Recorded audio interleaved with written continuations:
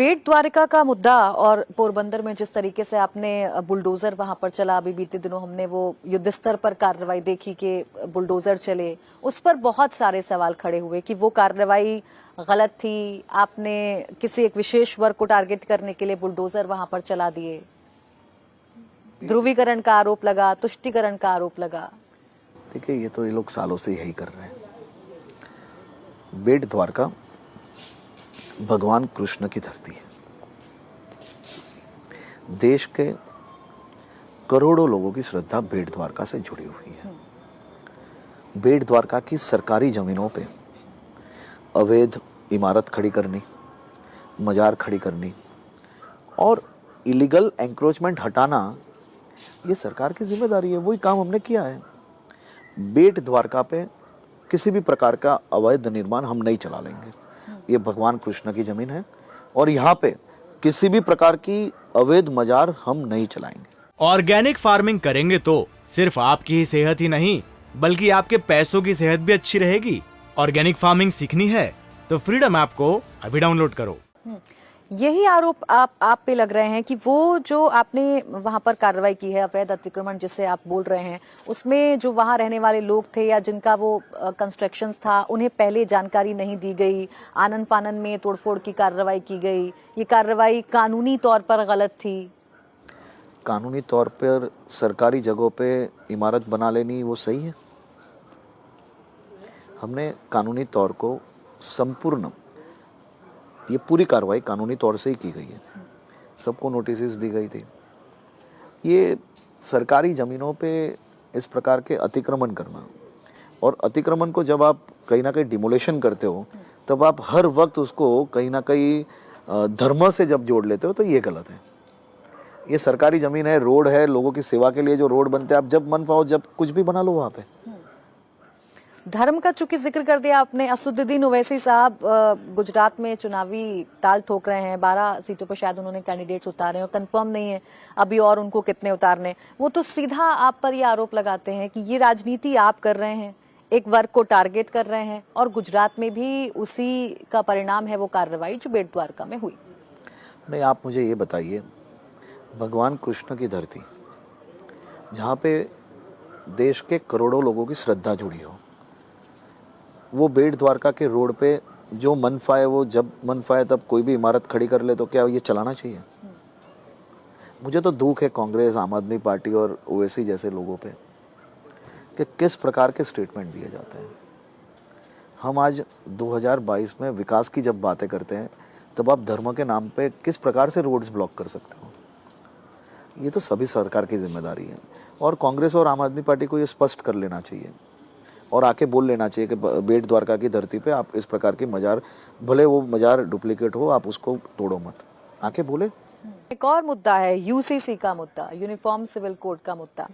आरोप ये है, सवाल ये है कि जब चुनाव नजदीक आते हैं तभी यूसीसी का जिन बोतल से बाहर निकलकर क्यों आता है? उससे पहले क्यों कोई कोशिश, क्यों कोई कदम उठते हुए नजर नहीं आते हैं?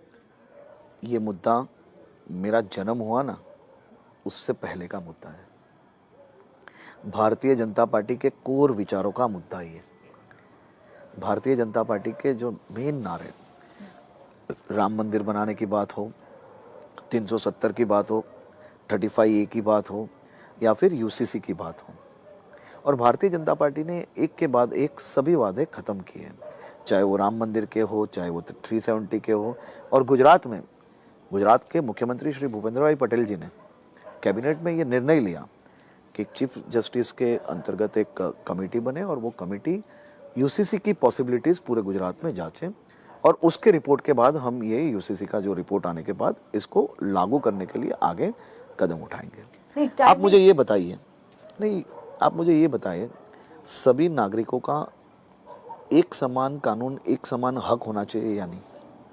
पूरे देश में होना चाहिए, केंद्र में आपकी सरकार है, अलग-अलग स्टेट्स में हमने राज्य की जो सत्ता है, राज्य की अपनी सत्ता है, कानून में लिखा है, उसका उपयोग किया है। और कानून तो हमने नहीं लिखा, हमने इसका उपयोग करके यूनिफॉर्म सिविल कोड की संभावना जांचने की शुरुआत की है। इसका समय, कौन से समय होना चाहिए, कौन से समय नहीं होना चाहिए, ये सब नहीं, ये सवाल बातों का इसलिए ना मतलब क्योंकि नहीं है। 27 सालों से आपकी सरकार है और 27 सालों में अब जब चुनाव 27 एकदम सालों में नजदीक है 2700 काम तब हुए हैं, यूसीसी ये निकल कर आया। नहीं 2700 काम हुए हैं यहाँ पे। समय समय में हर काम होते हैं। राम मंदिर, जब राम मंदिर का निर्णय आया तब कोई चुनाव नहीं था। 370 का जब निर्णय लिया गया तभी भी कोई चुनाव नहीं था। आप हर विषय को चुनाव के साथ जो जोड़ते हो ये सही नहीं है।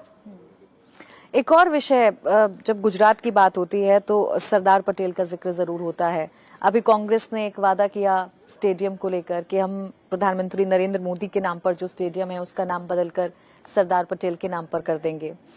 वो विषय बहुत जोरों शोरों से कांग्रेस की देखिए, मैं तरफ से उठाया जा रहा है। आपको हमारे नेता एवं देश के गृह मंत्री अमित शाह जी ने अभी ही ये विषय पे बहुत ही महत्वपूर्ण जानकारी दी थी। खास तौर पे कांग्रेस को सरदार वल्लभ भाई पटेल जी पे बोलने का कोई अधिकार ही नहीं है। दुनिया की सबसे बड़ी प्रतिमा स्टैच्यू ऑफ यूनिटी जब गुजरात में बनी, देश के ही नहीं दुनिया के लोग सरदार पटेल जी को नमन करने वहाँ पे आते हैं। आज तक इनमें से एक भी कांग्रेसी वहाँ गया नहीं है।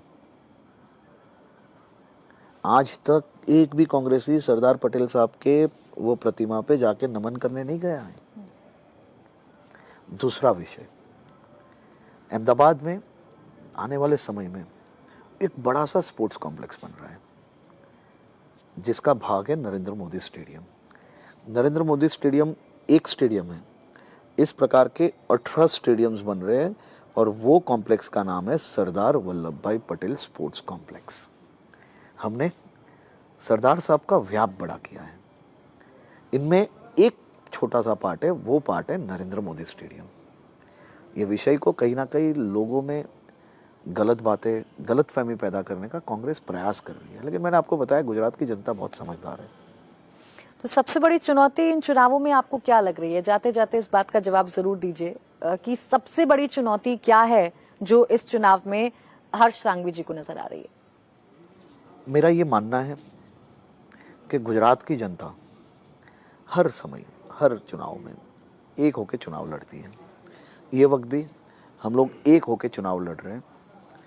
सकारात्मक विचारों से विकासों के विषयों को लोगों के बीच ले जाके भारतीय जनता पार्टी गुजरात के हर एक क्षेत्र में ये 2022 के चुनाव को आगे ले जाने के लिए सक्षम है। और ख़ास तौर पे भारतीय जनता पार्टी के कार्यकर्ता में एक अलग प्रकार का उत्साह है। गुजरात के नागरिकों में भी ये चुनाव को लेके एक भारी उत्साह नजर आ रहा है। ऑर्गेनिक फार्मिंग करेंगे तो सिर्फ आपकी ही सेहत ही नहीं बल्कि आपके पैसों की सेहत भी अच्छी रहेगी। ऑर्गेनिक फार्मिंग सीखनी है तो फ्रीडम ऐप को अभी डाउनलोड करो। और गुजरात के नागरिकों ने थाम लिया है कि ये वक्त हिसाब एकदम ठीक से करना है। हर चुनाव में गुजरात तोड़ने का प्रयास होता है, हर चुनाव में गुजरात को बदनाम करने का प्रयास किया जाता है। ये वक्त गुजरात की जनता ने तय कर लिया है कि एक ऐतिहासिक फैसला लाएंगे और फिर कभी गुजरात के चुनाव में गुजरात तोड़ने की बात लेके कोई ना आए, इस प्रकार की हम रिजल्ट्स लाएंगे। जनादेश की बात आपने कही। जनादेश जब जनता किसी को देती है तो पूरे विश्वास के साथ देती है कि जिस चेहरे को देखकर उसने जनादेश दिया है वो चेहरा 5 साल तक उनके साथ रहेगा। लेकिन जिस तरीके से मुख्यमंत्री बदले स्टेट में, वो भी एक बड़ा मुद्दा रहा। आने वाले जो 5 साल में सरकार बनेगी, ऐसा नहीं हुआ है। हमारे सभी मुख्यमंत्री जियों ने पूरा कार्यकाल किया है। विजय रूपानी जी ने भी 5 साल तक मुख्यमंत्री के तौर पे गुजरात की सेवा की।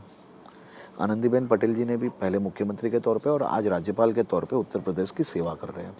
और अब हम गुजरात को भूपेंद्र भाई पटेल जी के मार्गदर्शन में गुजरात को आगे ले जाने के लिए पूरी टीम हम एक नेक प्रयास कर रही है। इंडिया टीवी हर वक्त हर जगह डाउनलोड करने के लिए सर्च करें India TV news Google play store या ऐप स्टोर पर।